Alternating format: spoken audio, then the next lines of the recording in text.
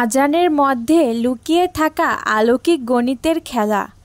আজানের এই তথ্যগুলো পড়ার পর আপনি বাকরুদ্ধ হবেন আর আল্লাহর উপর আপনার ঈমান বৃদ্ধি পাবে ইনশাআল্লাহ। আজানের প্রথম শব্দ হলো আল্লাহ এবং শেষ শব্দ হলো আল্লাহ। এর মানে আল্লাহই শুরু এবং আল্লাহই শেষ। আজান শব্দটি পবিত্র কুরআনে সর্বমোট রয়েছে 5 বার। আর আমাদের প্রতিদিন নামাজ 5 ওয়াক্ত নামাজ আদায় করি। আজানের মধ্যে সর্বমোট শব্দ হলো 50টি। আর আল্লাহ মিরাজের সময় হজরত মুহাম্মদ সাল্লাল্লাহু আলাইহি ওয়াসাল্লামকে সর্বপ্রথম 50 ওয়াক্ত নামাজ ফরজ করে দিয়েছিলেন। পরে তা কমিয়ে 5 ওয়াক্ত করা হয়। আর সহিহ হাদিসে বলে একজন ব্যক্তি 5 ওয়াক্ত নামাজ আদায় করলে আল্লাহ তাকে 50 ওয়াক্তের সওয়াব দিবেন। আজানের মধ্যে সর্বমোট 70টি ভিন্ন অক্ষর রয়েছে। আর আমাদের প্রতিদিন ফরজ আদায় নামাজ হলো 17 রাকাত। ফরজ 2 রাকাত, জোহর 4 রাকাত, আসর 4 রাকাত, মাগরিব 3 রাকাত, এশা 4 রাকাত, মোট 17 রাকাত। আজানের মধ্যে সবচেয়ে ব্যবহৃত শব্দ হলো আল্লাহ।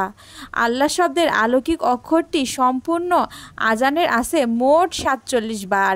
লাম অক্ষরটি 45 বার এবং হা অক্ষরটি 20 বার। সুতরাং 47 + 45 + 20 = 112। আর পবিত্র কুরআনে 112 নম্বর সূরা হলো সূরা ইখলাস, যে সূরায় আল্লাহ নিজের পরিচয় দিয়েছেন। আলহামদুলিল্লাহ। হ্যালো এভরিওয়ান, আসসালামু আলাইকুম। সাবিনাস স্টোরিতে আপনাদের সবাইকে স্বাগতম। কেমন আছেন সবাই? আজকে আমি আজান সম্পর্কে কিছু কথা বললাম। সবার কাছে কেমন লেগেছে অবশ্যই জানাবেন। আর ভালো লাগলে অবশ্যই আমার পাশে থাকবেন আশা করছি। আর আমি আজকে আপনাদেরকে দেখানোর চেষ্টা করেছি কলিজা, তারপরে মুরগির কলিজা গিলা মানে দিয়ে আলু দিয়ে একটা রেসিপি। যাই হোক, প্রথমে আমি মশলাটা সব ধরনের মশলা দিয়ে ভালোভাবে কষিয়ে নিলাম। মশলা কষানোর ভিতরেই আমার কাছে মনে হয় টেস্টটা সব থেকে বেশি থাকে। মশলা যত ভালোভাবে কষাবেন মানে যে কোনো রান্নার টেস্ট তত বেশি বেড়ে যাবে, আমার কাছে তাই মনে হয়। সেজন্য আমি সবসময় চেষ্টা করি মশলাটা খুব ভালোভাবে কষাতে। হলুদের গুঁড়া, ধনিয়া গুঁড়া, ঝালের গুঁড়া, তারপর হচ্ছে লবণ, আদা বাটা, রসুন বাটা, পেঁয়াজ বাটা, জিরা বাটা,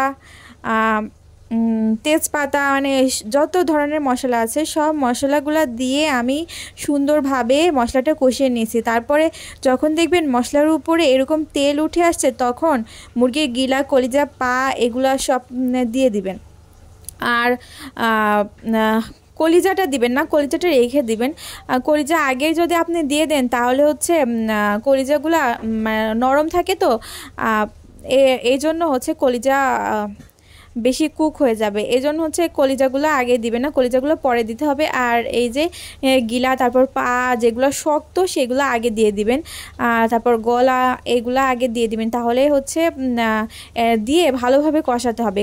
কষায় মানে যত কষাবেন তত ভালো। তারপর দেখবেন যে যখন হচ্ছে এগুলো ভালোভাবে মানে সেদ্ধ মতো হয়ে গেছে, 2-3 বার পানি দিয়ে ভালোভাবে কষাবেন। কষানোর পরে যখন দেখবেন এগুলো ভালোভাবে সেদ্ধ মতো হয়ে গেছে, তখন হচ্ছে কলিজাগুলো দিয়ে দেবেন। কলিজা দিয়ে ভালোভাবে কষাতে হবে, আবারও কষাতে হবে।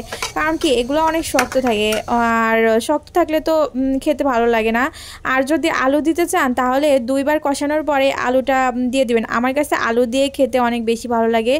অনেকে ডাউল দিয়ে এই গিলা কলিজা রান্না করে, কিন্তু আমার কাছে মনে হয় আলু দিয়ে রান্না করলে আমার কাছে টেস্টটা বেশি লাগে। এই জন্য হচ্ছে আমি আজকে আলু দিয়েই রান্না করলাম। আলু দিয়ে ভালোভাবে কষাতে হবে যেন আলুর ভিতরে মশলাটা ঢুকে যায়, আর গিলা কলিজাটাও ভালো স্বাদ হয়। আর কি সব কিছু মিলায় আমার কাছে মানে কষানোটাই সব থেকে বড় ইম্পর্টেন্ট মনে হয়। তারপরে যখন এরকম মানে মনে হবে যে আলুটাও সেদ্ধ হয়ে গেছে আর গিলা কলিজাও ভালোভাবে সেদ্ধ হয়েছে, তখন কলিজাটা দিয়ে দিবেন। কলিজাটা দিয়ে ভালোভাবে রান্না করে নেবেন। রান্না করে নিলেই হয়ে যাবে আজকের মানে আজকের রেসিপিটা। আমি আপনাদের রেসিপি শেখাতে আসি নাই আর কি, আমরা যেভাবে রান্না করি সেভাবে আপনাদের দেখালাম। অনেক নতুন নতুন আপু ভাইয়ারা আছে যে আদৌ রান্না করতে পারে না, বা প্রবাসে থাকে যে ভাইয়াগুলা, তারা তো তেমন রান্না করতে পারে না, মানে কিভাবে রান্না করবে বুঝতে পারে না।